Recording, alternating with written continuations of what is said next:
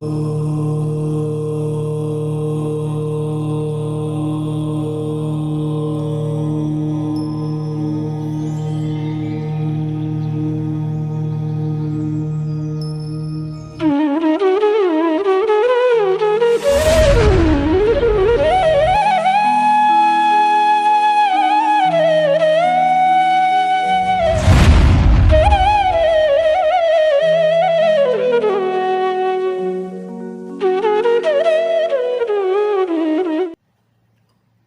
ह्रीं अरहं णमोजिनाणं णमो णाणगुरुणं णमो विद्यासायरम्।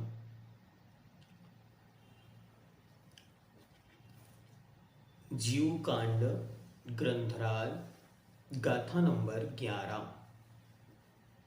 पूज्यवर ने 14 गुण स्थानों के नाम हमारे सामने रखे। उनका सामान्य स्वरूप हमने टीका के माध्यम से जाना। अब पूज्यवर क्रमशः एक एक विषय को हमारे सामने प्रस्तुत करेंगे। तो सबसे पहले हम अच्छी तरह किस में क्या भाव है, जैसे कल हमने जाना था औदैहिक भाव, छायोपशमिक भाव, औपशमिक भाव, पारिणामिक भाव आदि। अब किस गुण स्थान में कौन सा भाव है, इस विषय को लेकर आचार्य महाराज हमारे सामने विषय को रखते हैं। तो सबसे पहले गाथा नंबर 11 अच्छी तरह याद रखना। मैंने डिस्क्रिप्शन में उसका लिंक आपको दे दिया है। जो 53 भावों की चर्चा भगवान उमा स्वामी देव ने तत्वार्थ सूक्त ग्रंथ राज के अध्याय 2 सूत्र नंबर 1 से प्रारंभ की है, वो बहुत महत्वपूर्ण चर्चा है। उसे आपको जीवन पर्यंत याद रखना है, उससे आपका सारा विषय और क्लियर होगा। मिच्छे खलु ओदय्यो विदिये पुण पारणामीयो भावो मिस्से खवोव समियो अविरद समिहम्मि तिन्नेव। मिच्छे खलोदय्यो विदिये पूर्ण पारणामीयो भावो मिस्से खवोव समियो अविरद समिहम्मि तिन्नेव।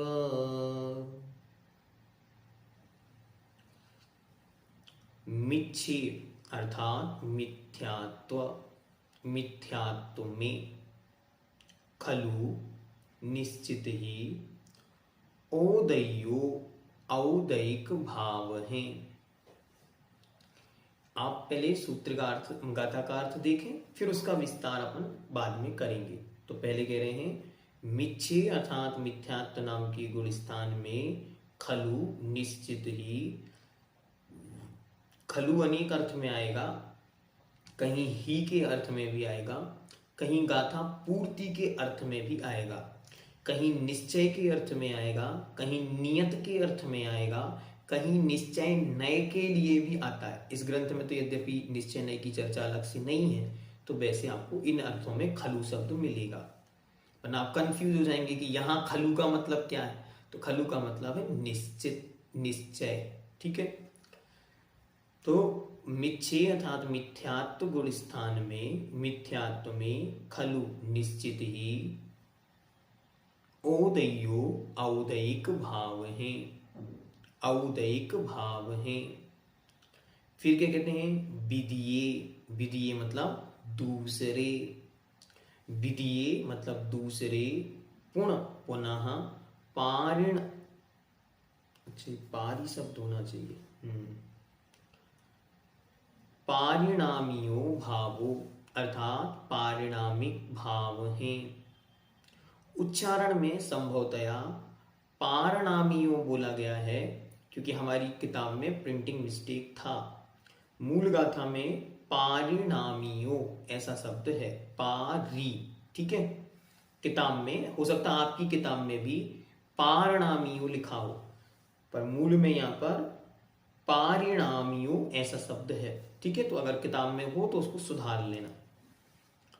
तो विधीये अर्थात दूसरे, पुण मतलब पुनः, फिर पारिणामियो भावो पारिणामिक भाव है, ठीक है। फिर कहते हैं मिस्से अर्थात मिश्र गुण स्थान में। मिश्र गुण स्थान क्या है? मिश्र गुण स्थान मतलब तीसरा गुण स्थान, सम्यक मिथ्यात्व नामक गुण स्थान में खवोव समीयो अर्थात छायोपशमिक भाव है। और अंतिम चौथा गुण स्थान में क्या कहा? तो कहते हैं चौथे गुण स्थान में अविरद समीहम्मी तिन्नेव अर्थात अविरत सम्यक्त्व नामक गुण स्थान में तिन्नेव अर्थात तिन्न मतलब तीन, ए मतलब ही, तीनों ही भाव हैं। तीनों मतलब औपसमिक, छायिक और छायोपशमिक तीनों भाव हैं। अब कैसे हैं ये भाव? तो सबसे पहले मिथ्यात्व, पहले ये ध्यान रखना है, ये बात हमेशा के लिए याद कर लें। पहले चार गुण स्थान दर्शन मोहिनी की अपेक्षा हैं। क्या याद रखना? पहले चार गुण स्थान दर्शन मोहिनी की अपेक्षा हैं। पीछे के गुण स्थान चारित्र मोहिनी की अपेक्षा हैं। उनमें भी अगर हम डिटेल करते हैं तो पांचवें गुण स्थान से लेकर 10वें गुण स्थान तक चारित्र मोहिनी की अवस्था की अपेक्षा है। 11वें में उपसम की अपेक्षा, 12वें में मोहिनी के क्षीण नाश की अपेक्षा, 13वां योग की अपेक्षा और 14वां अयोग की अपेक्षा है। तो पहले चार गुण स्थान दर्शन मोहिनी कर्म की अपेक्षा। तो सबसे पहले क्या कहा? प्रथम गुण स्थान में औदयिक भाव है। कौन सा औदयिक भाव है? तो वहां पर कि दर्शन मोहिनी की अपेक्षा मिथ्यात्व कर्म का उदय है। कर्म को ध्यान रखना, कर्म हमेशा कनेक्शन में रहने चाहिए, छूटने नहीं चाहिए। तो दर्शन मोहिनी नाम का कर्म का उदय है। वहां दर्शन मोहिनी में कौन सा कर्म? मिथ्यात्व कर्म, ठीक है। तो बन गया कौन सा भाव? औदयिक भाव। औदयिक भाव की डेफिनेशन क्या थी? जो कर्म के उदय में भाव होता है उसे औदयिक भाव कहते हैं। नेक्स्ट दूसरी इक्वेशन बनी, द्वितीय गुण स्थान में पारिणामिक भाव होते हैं। अब हमारे मन में शंका उत्पन्न हो गई कि पारिणामिक भाव का अर्थ तो यह है जो वहां किसी भी कर्म का न उदय हो, न उपसम हो, न क्षय हो, न क्षयोपशम हो, वहां पारिणामिक भाव होता है। अब यहां द्वितीय गुण स्थान वाले के तो अनंतानुबंधी का उदय है, क्योंकि हमने अच्छी तरह जाना था कि चौथे गुण स्थान वाला जीव जब वहां से अनंतानुबंधी के उदय में प्रथमोपसम संयुक्त वाला जीव अनंतानुबंधी कषाय के जो चतुष्क हैं क्रोध, मान, माया, लोभ, इनमें से किसी एक के उदय होने पर नीचे उतरता है, और जब नीचे उतरता है तब उसके दूसरे गुण स्थान बनता है। तो यहां तो कषाय का उदय है। हाँ, बहुत अच्छे से आपने समझा। कषाय का तो उदय है, लेकिन कषाय है क्या? कषाय तो चारित्र मोहिनी की प्रकृति है। और हमें चार गुण स्थान कैसे बनाने हैं? दर्शन मोहिनी की अपेक्षा। इसीलिए यहां दर्शन मोहिनी की तीन प्रकृतियों में से न मिथ्यात्व का उदय है, न सम्यक मिथ्यात्व का उदय है, और न ही सम्यक प्रकृति का उदय है। इसलिए आचार्य भगवान ने कहा यहां पारिणामिक भाव है। ध्यान से समझना, अगर आप एक शब्द भी मिस करेंगे तो आपको फिर बहुत कुछ सीखना पड़ेगा। इसलिए बहुत अच्छी तरह समझना कि ये चार गुण स्थान दर्शन मोहिनी की अपेक्षा हैं। तो पहले में मिथ्यात्व का उदय, दूसरे में इन तीनों में से किसी का उदय नहीं है, न मिथ्यात्व का है, न सम्यक मिथ्यात्व का है, और न ही सम्यक तो प्रकृति का। ठीक हो गया? आगे चलते हैं। मिश्रे अर्थात मिथ्यात्व मिश्र नामक गुण स्थान, मिश्र नामक गुण स्थान अर्थात तीसरे नंबर का गुण स्थान सम्यक मिथ्यात्व। यहां क्या है, यहां सम्यक मिथ्यात्व नामक प्रकृति का उदय है और उसका क्षयोपशम है, इस कारण वहां पर ऐसी स्थिति बनी। ठीक हुआ? हाँ,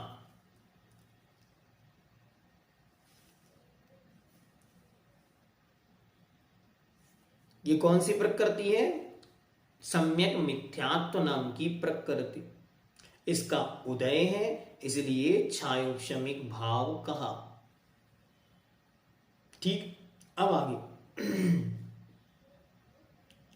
आगे कहते हैं ये प्रकृति, यहां पे भी एक प्रश्न उठ सकता है कि यहां जब प्रकृति का उदय है तो फिर औदयिक भाव क्यों नहीं कहा, छायोपशमिक भाव क्यों कहा?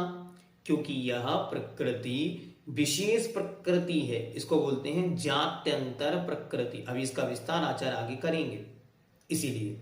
ठीक है, अब आगे अविरत समिहम्मी तिन्नेव, और जो चौथा गुण स्थान है, अब इसमें तिन्नेव तीनों भाव हैं।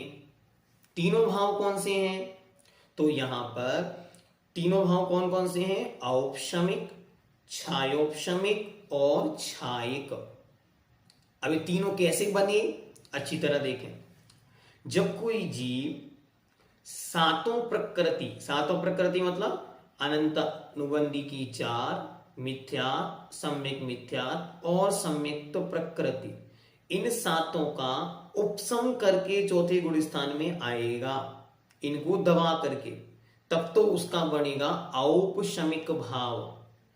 जब कोई इन सातों का क्षय करके चौथे गुण स्थान में आएगा तो उसका बनेगा छायिक भाव। और जब कोई जीव इन सात का तो प्रकृतियां दबी हों और इनमें से एक प्रकृति जिसका नाम क्या है, जिसका नाम है सम्यक्त प्रकृति, तो इसका तो उदय हो, बाकी सब दबी हुई हो, अपना कार्य नहीं कर पा रही हो, तब वहां बनेगा छायोपशमिक भाव। छायोपशमिक भाव क्या करता है? छायोपशमिक भाव मतलब गुण के अंश का प्रकट होना, तो थोड़े से अंश में गुण का प्रकटीपना वहां बना रहता है। एक बार आपको छायोपशम की परिभाषा भी अच्छी तरह याद कर लेनी है, यद्यपि वो कठिन है, तो आपको एक चीज हमेशा जीवन में याद रखनी है, गुणों के अंश का प्रकट होना छायोपशमिक भाव है। मतलब कुछ कुछ गुण काम कर रहा है, बाकी गुण ढका हुआ है। जैसे हमारा ज्ञान काम कर रहा है, हाँ कर रहा है, लेकिन परिपूर्ण नहीं कर रहा है। अगर परिपूर्ण कर रहा होता तो हमको भी द्वादश अंग का ज्ञान हो जाता, लेकिन हमारा ज्ञान तो थोड़ा सा काम कर रहा है, लेकिन काम हमेशा कर रहा है, इसका मतलब गुण का अंश प्रकट है। तो ऐसे ही जो दर्शन मोहिनी संबंधी 7 प्रकृतियां थी, उनमें से 6 तो दब गई हैं, लेकिन एक सम्यक्त प्रकृति नाम की प्रकृति उदय में आकर थोड़ा थोड़ा काम कर रही है, इसलिए उसको हम कहते हैं, कौन सी प्रकृति? उसे हम कहते हैं एक प्रकार से स्पेशल क्वालिटी में छायोपशमिक भाव बनाती है। इस प्रकार ये आपके क्या क्या हुआ? पहले गुण स्थान में औदयिक भाव मतलब मिथ्यात्व कर्म का उदय, दूसरे में दर्शन मोहिनी की एक भी प्रकृति का उदय नहीं होने से पारिणामिक भाव, तीसरे गुण स्थान में मिश्र प्रकृति का उदय होने से छायोपशमिक भाव। यहां भी क्यों बनाया छायोपशमिक भाव? यहां पर हमने 7 प्रकृतियां दबाई थी और उनमें से केवल एक प्रकृति काम कर रही है मिश्र नाम की, इसलिए यहां भी बन गया छायोपशमिक भाव।